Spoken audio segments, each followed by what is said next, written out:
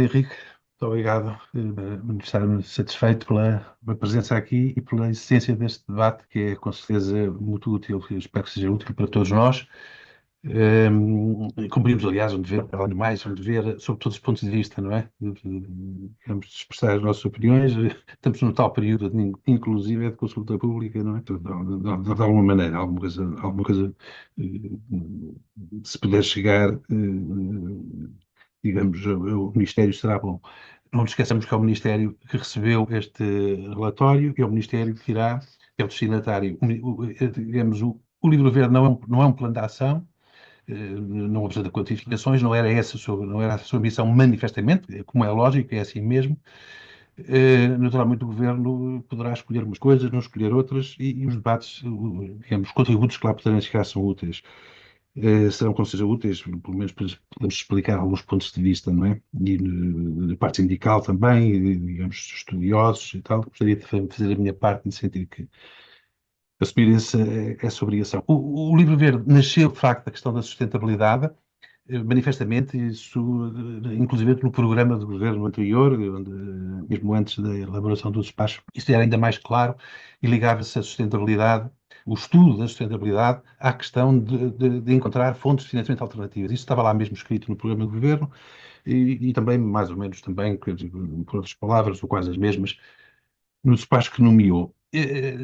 Digamos que a questão da sustentabilidade de per se, a análise de sustentabilidade foi feita em tom reflexivo, acho que com um tom calmo. Eh, as medidas não serão talvez muitas, do ponto de vista, digamos, apresentaram-se sobre o tema, sobre o capítulo de sustentabilidade, 6 medidas, eh, digamos, de desigual dimensão, mas, enfim, isso resultou de uma reflexão, de um depuramento que terá sido feito naturalmente do âmbito da Comissão, que não será considerado fácil. Às vezes interrogo-me na questão das fontes de financiamento alternativas. O Livro Verde não deixou de avançar, mas não no sentido que fosse, por assim dizer, correspondente à ideia de melhorar as questões de sustentabilidade, uma vez que propõe uma fonte de financiamento alternativa, digamos que é neutra do ponto de vista, digamos, do produto, da neutralidade fiscal, como diz, e, portanto, digamos que manteve-se calmo, por assim dizer, se é possível utilizar esta expressão, sóbrio, pelo menos, digamos, prudente, por assim dizer. A própria análise que faz também partilha dessas características, expõe em termos as variantes, utiliza algumas variantes das análises de sustentabilidade que faz. Procurou até que experimentar digamos, algumas variantes mais pessimistas, não é? Digamos, dos vários cenários que o aging permite experimentar. E eu acho que isso é muito importante, entre 2022, que o governo pôs cá fora, se propôs estudar as questões da sustentabilidade e encontrar novas fontes de financiamento. E 2025, 3 relatórios de sustentabilidade feitos em articulação, naturalmente, com as metodologias e os cenários do aging, não é? Trabalhamos, de facto, os nossos relatórios internos e os relatórios seguem, digamos, metodologias próximas. A nossa situação interna virou um bocadinho para melhor, não é? E sobretudo, há um aspecto qualitativo que não deixa de ser importante, que é o aspecto, de facto, de a partir precisamente de 2022, quando a Comissão estava a iniciar os seus trabalhos, enfim, são projeções, sabemos que as projeções não passam de projeções, mas os critérios são de alguma maneira, enfim, são respeitados e respeitáveis, não é? E sem os tomarmos à letra, e sobretudo para muito longe, daqui a 2070 não podemos tomar as coisas muito à letra, mas a verdade é que as projeções têm base científica, certamente.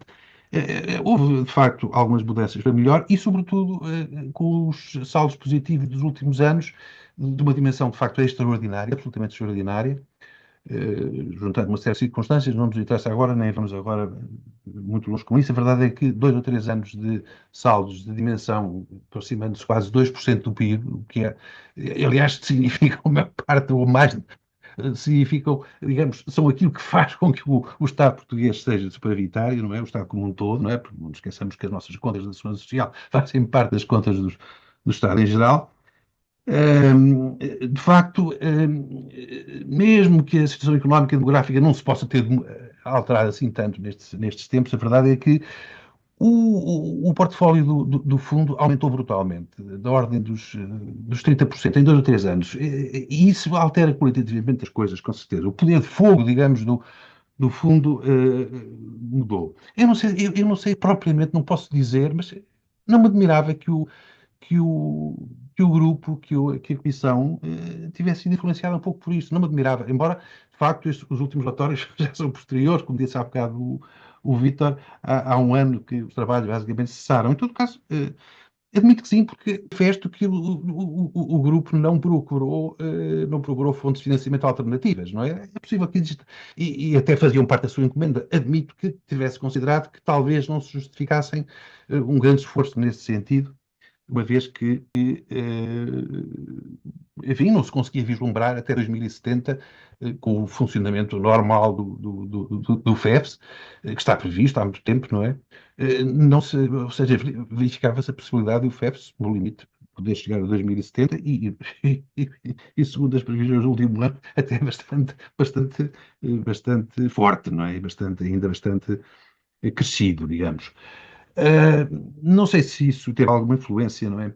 De qualquer maneira, em termos de fecho por aqui, isto não é uma tentativa de explicação, admito que isso possa ter tido influência. Pode não ter sido, pode ter sido uma opção, naturalmente, do fundo, com outros fundamentos, do fundo, perdão, da Comissão com outros fundamentos. No caso, há digamos, a Comissão pegou num outro ponto que já não tem a ver com as questões diretas do sistema de segurança social, mas com o estudo e com a preparação, precisamente,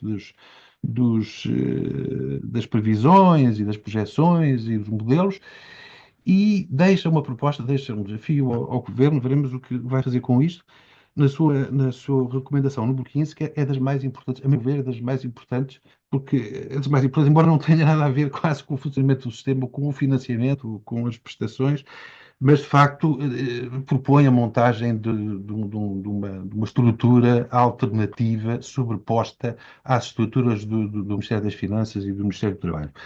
Eh, Enfim, já é um bocado, estamos habituados, às vezes, nós coletivos funcionários, digamos, por vezes, o trabalho dos ministérios. Mas neste caso, o FES não se trata apenas de trabalho dos ministérios, trata-se, de facto, de uma certa possibilidade crítica, aliás, legítima, aos modelos com que trabalhamos e que vêm de Bruxelas, basicamente, do aging, mas que são modelos respeitados e respeitáveis. Haverá eventualmente alguma possibilidade de discordância, de que esses modelos sejam perfeitos e, portanto, de facto, aposta-se, e considero isto muito importante, mas pode causar, digamos, pode enriquecer debates futuros, mas também pode conduzir a maiores confusões e a maiores complicações, digamos, não em si pelas projeções que venham a ser feitas, porque essas serão feitas cientificamente, com certeza, com todas as garantias, mas no esclarecimento da opinião pública corre-se riscos, eventualmente.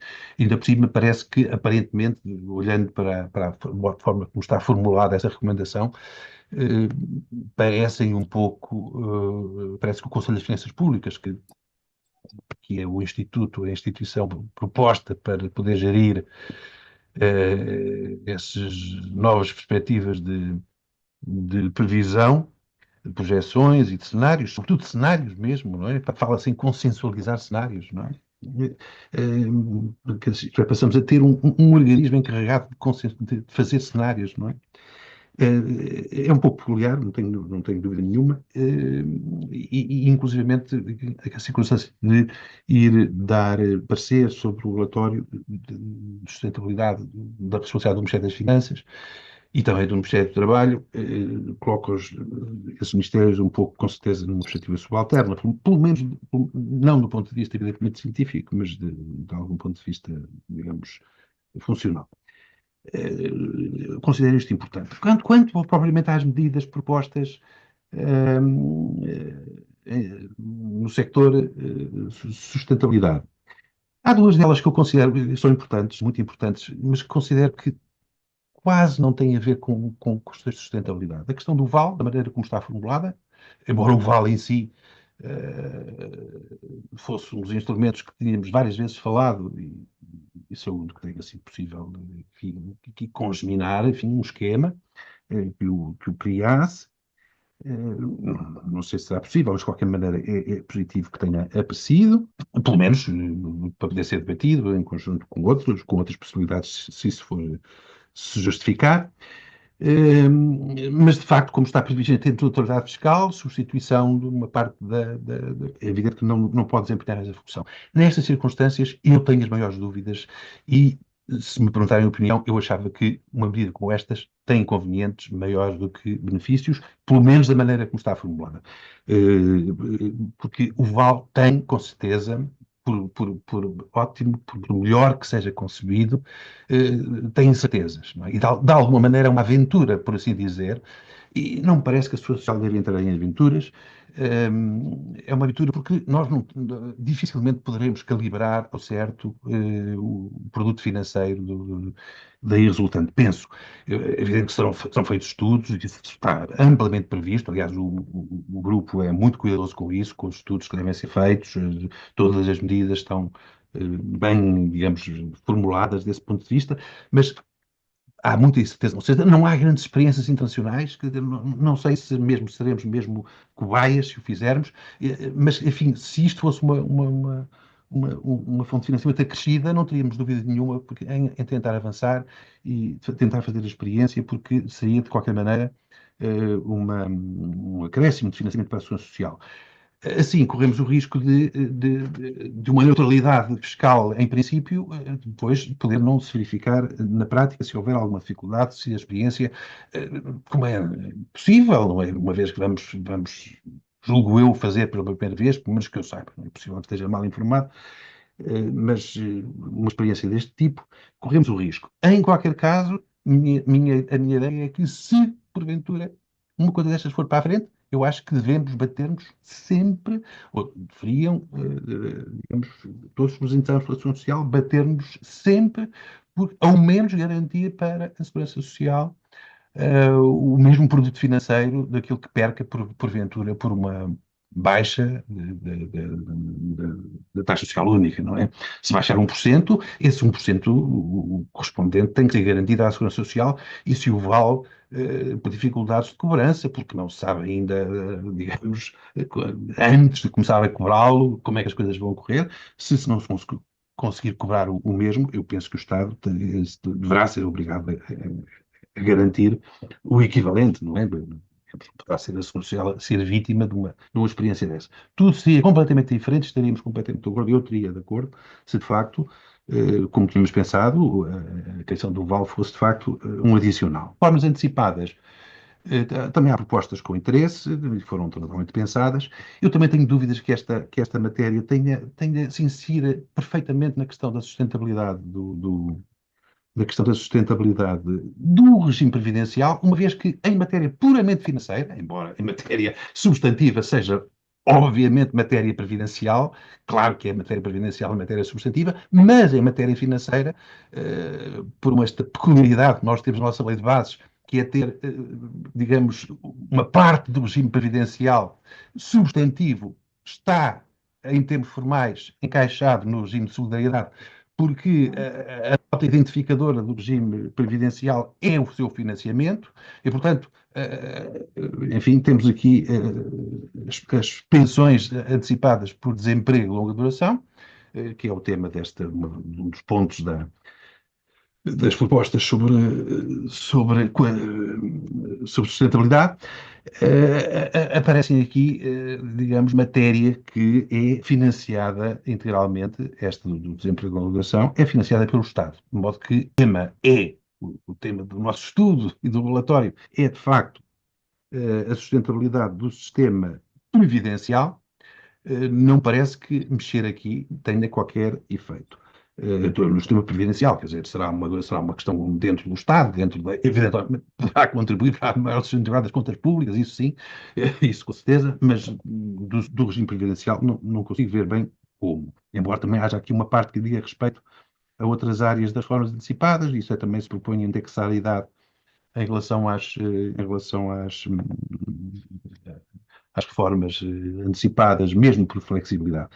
Devo dizer, em todo caso, que não acho a matéria talvez aqui esteja a complicar demasiado, mas mesmo todas estas matérias de reformas antecipadas por flexibilização, de alguma maneira também se autofinanciam, embora a longo prazo, não é? E também não são matéria de eleição para as questões da sustentabilidade, da sustentabilidade do sistema previdencial, uma vez que, embora num prazo dilatadíssimo, não é? As taxas de penalização e as taxas de bonificação são, de alguma maneira, enfim, embora não com exatidão, uma exatidão ou tostão, por assim dizer, mas as taxas, 0,5% de penalização e os 0,65 de bonificação básica, estão calculadas em termos atuariais.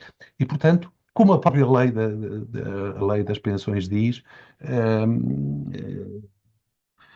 as reformas antecipadas por flexibilização financiam-se através das bonificações e das penalizações. Não é? E, portanto, é uma matéria, digamos, não digo que em termos sociais isto não tenha importante, não seja muito importante, em termos de mercado de trabalho, ótimo também, são com certeza, pensões que possam, digamos, ser um pouco atrasadas, é evidente que beneficiam as pessoas em termos de mas em termos de sustentabilidade, digamos, aquilo que as pessoas recebem mais cedo vão, para mal delas, vão perdê-lo mais tarde, durante o período em que recebem a sua pensão. Outras matérias importantíssimas, a convergência da base de incidência, há muita gente, de facto, que eu vejo defender esta medida, enfim, não tenho dúvida nenhuma que será extremamente útil à Segurança Social convergir com a base de incidência do IRS. Tenho as maiores dúvidas em termos, não vou expressá-las, nem queria ser desmancha prazeres quanto a isso. Tenho as maiores dúvidas sobre o sentido disso em termos de filosofia de fundo, não é? Um imposto é um imposto, uma contribuição é uma coisa completamente diferente. Adotarmos uma mesma taxa, uma mesma base de incidência, não é impossível, talvez possamos viver com isso. Será útil, não tenho dúvida nenhuma. Vai proporcionar mais receita, e aqui sim temos uma medida que será útil à Segurança Social. Vai proporcionar mais receita e, sobretudo, vai-se promover com certeza um melhor combate à evasão fiscal. Não tenho dúvida nenhuma que, em termos práticos, em termos muito chãos, será uma boa medida. eh, Como digo, espero não me enganar em relação aos aspectos, digamos, mais filosóficos, não é? Porque se calhar são só isso e talvez eu esteja a ser pessimista sobre esse ponto de vista, não é? As melhorias ou as sugestões de mudança em relação ao FEFS não tenho nada a opor em princípio, acho que têm que ser feitas com muita prudência, também é o que diz o relatório, portanto o relatório também é extremamente prudente sobre isso, não, é evidente, mas acho que sim, que pode-se de facto mexer. Terá que se negociar muito com o Ministério das Finanças. O Ministério das Finanças aí, de facto, tem a sua palavra a dizer, normalmente tem ideias diferentes, mas digamos, uma pequena abertura, Não tem câmara. naturalmente que será útil. Digamos, também há várias propostas no fundo, que têm a ver com o financiamento. Não posso desenvolvê-las todas. Há a questão das taxas reduzidas, a questão das equivalências importantíssima. Fico muito satisfeito que tenha sido aqui referida. Tenho pena que não tenha sido mais desenvolvido, até porque talvez pudesse haver já contas, não é? Mas, enfim, propõe-se que pelo menos se estude e que se divulgue uma matéria que é completamente desconhecida. Ter chamado a atenção, acho que é um mérito do relatório. Sobre o elenco, propôs aqui um trade-off entre a dependência e a parentalidade. Digamos, não queria ultrapassar o meu tempo, mas havia imenso a dizer com isso. Talvez possamos, no debate, e se houver interesse, falar sobre o assunto. Mas tenho pena aqui, em geral, que não se tenha feito uma identificação mais perfeita do que da enorme quantidade de prestações e de situações que poderiam ser, ou que deviam, de acordo com a lei de bases, ser financiadas pelo Estado, sendo do regime previdencial. Mas no regime previdencial, que evidentemente, por razões meramente formais e por razões meramente de arrumação técnica e legal, estão no sistema de solidariedade. Não é? Estou a pensar no subsídio por morte, que hoje é uma prestação familiar vulgar de Lineu e que continua, não se sabe o quê, no sistema previdencial. Pá. Eh, a própria questão da parentalidade, sim, concordo que há aspectos da parentalidade que, de facto, quando se financia, quando se substitui os salários em caso de parentalidade a 100%, eu admito perfeitamente que haja aí uma margem no topo, no topo dos subsídios que pudesse ser financiado pelo Estado, porque, de facto, estão ao serviço da proteção da família e do interesse da criança dos bebés, e não propriamente, digamos, e, portanto, pedíamos perfeitamente, digamos, esta matéria acho que podia ter sido mais desenvolvida. Acho que se podia ter estudado, de facto, a miríade de situações que estão hoje a ser financiadas ainda pelo sistema previdencial e que não deviam estar no sistema de solidariedade e financiadas pelo Estado. Reconheço e se entender, quando poderei, digamos, sobre isto dizer qualquer coisa mais. Eu gostaria também de ter falado sobre uma questão que considero importante, que é a questão das pensões mínimas, que está aqui proposta, digamos, praticamente a sua extinção. Se houver oportunidade, gostaria de desenvolver. Digamos, é uma matéria sobre a qual tenho opiniões firmes e discordantes, claramente discordantes em relação à proposta do grupo. Muito obrigado. Peço desculpa por me ter atrasado.